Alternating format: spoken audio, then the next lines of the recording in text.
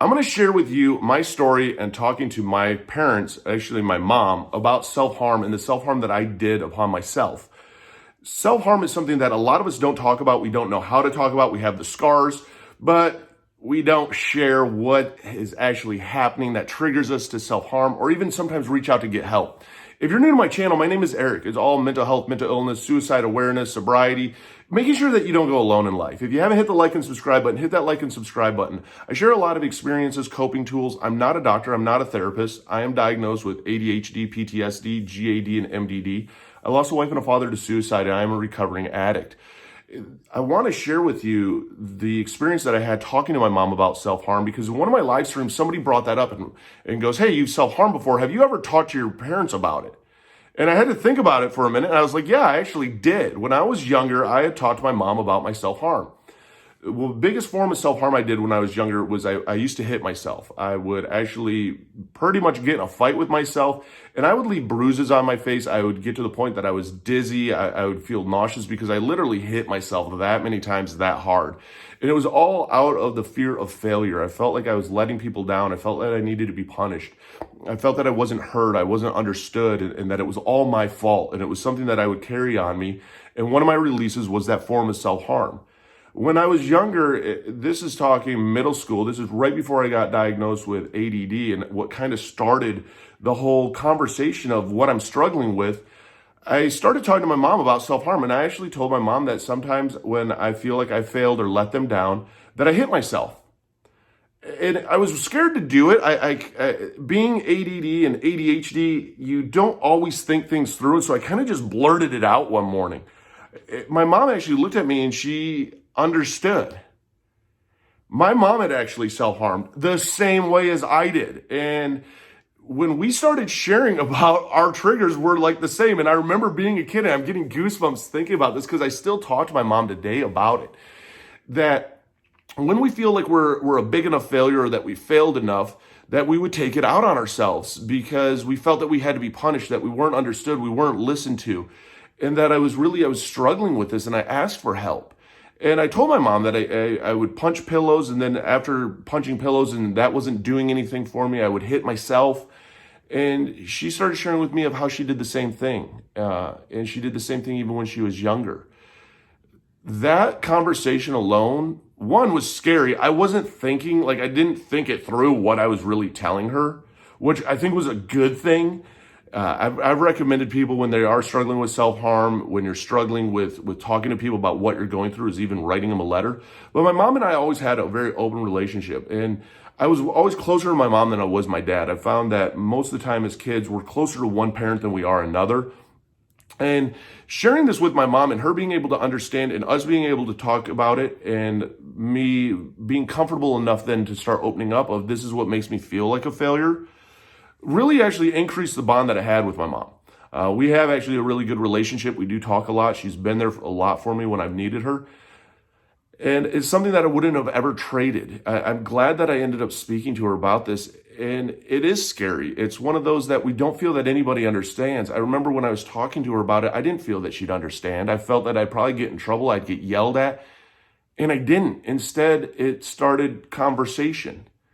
And as soon as I understood that my mom related to me and actually self-harmed herself, it was like I'm not alone anymore. And it's okay. And now it gave me somebody to go talk to when I was triggered or when it was brought to the point that I wanted to hurt myself.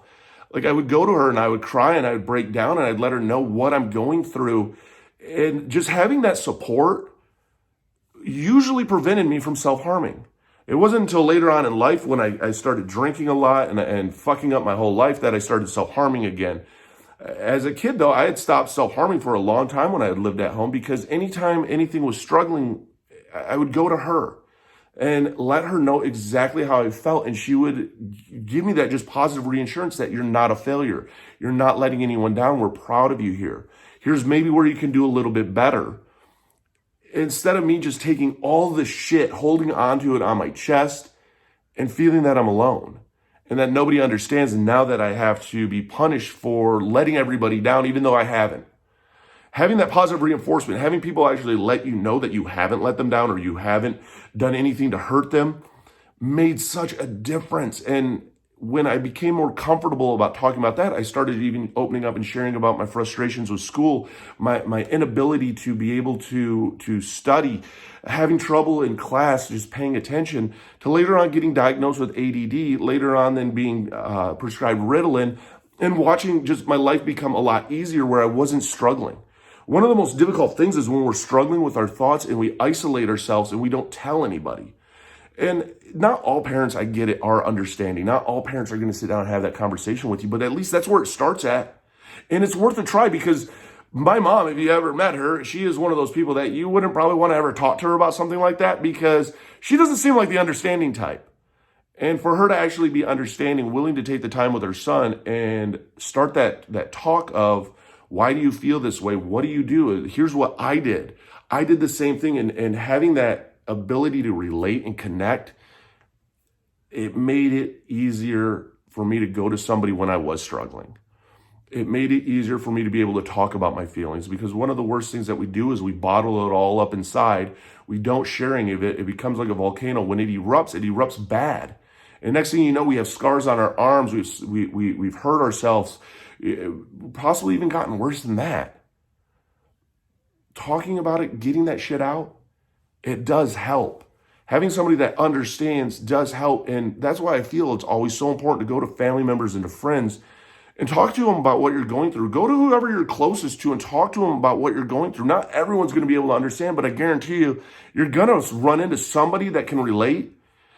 And like with me, it was somebody that I didn't think would understand. I did not think my mom would understand. I didn't think that she would be able to connect with me on that level of how we internalize our frustration. And once that frustration is internalized, we just take it out on ourselves. We don't lash out. We're not violent. We don't yell. We literally just destroy ourselves from the inside out, because it's such a massive amount of emotions that we don't know what to do with them, and we take it out on ourselves. I mean, that's what self-harm is. I mean, finding what the triggers of self-harm is huge, because once you find out what sparks you to self-harm, you can actually address it and you can fight through it, and those scars will heal. They'll fade over time.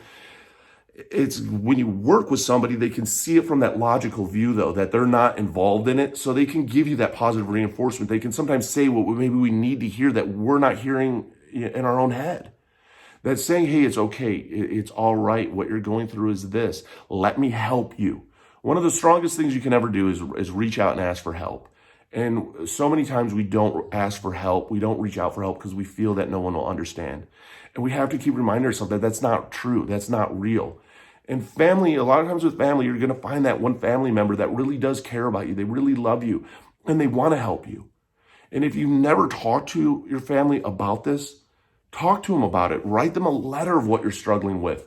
And kind of talking to them isn't talking to them. Talking to them is literally having that real conversation. Hey, I self-harm, and here's how I self-harm. This is what I do. This is what brings me to doing it. And explain it to them as best as you can. Yeah, some people might look at you like you're fucking crazy. Some people might look at you and go, holy shit, I understand. I relate. Dude, I've done the same thing too. I feel the same way also. And as soon as we have that bond, it's so much easier to go and talk to them when we're struggling.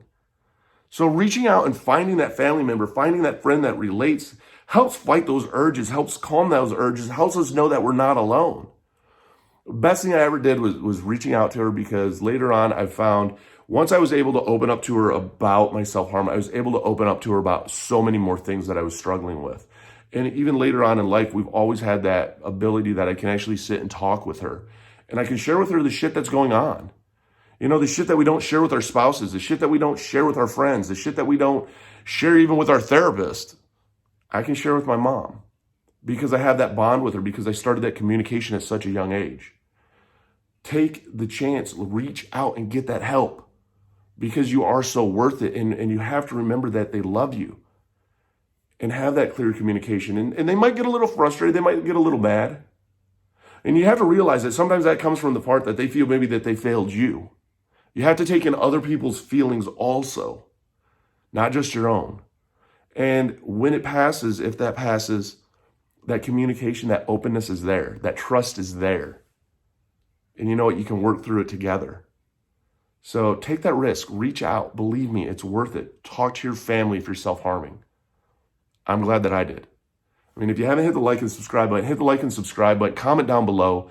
If you're new to my channel, I mean, it's all mental health, mental illness. I do my best to bridge the gap between a crisis hotline and therapy, sharing all the tools and experiences that we can, just to help anybody out there struggling. Down below in the description box, I have links to all my different social media. I even have links to the mental health Discord communities that are created of just peer-to-peer support, all the way to links of things on Amazon, such as fidget spinners, fidget cubes, things that I use to help me fight off anxiety, to help me fight off depression, to help me make it through the day a little bit easier. Even have a link down below for BetterHelp. You know what? It's trial and error to find out what works for you. And what works for somebody may not work for you, but you know what? It helps along that process. So don't ever give up. Remember that you're a BAMF. You're a badass motherfucker. You made it through 100% of your worst days to make it through 2 today. And you got this.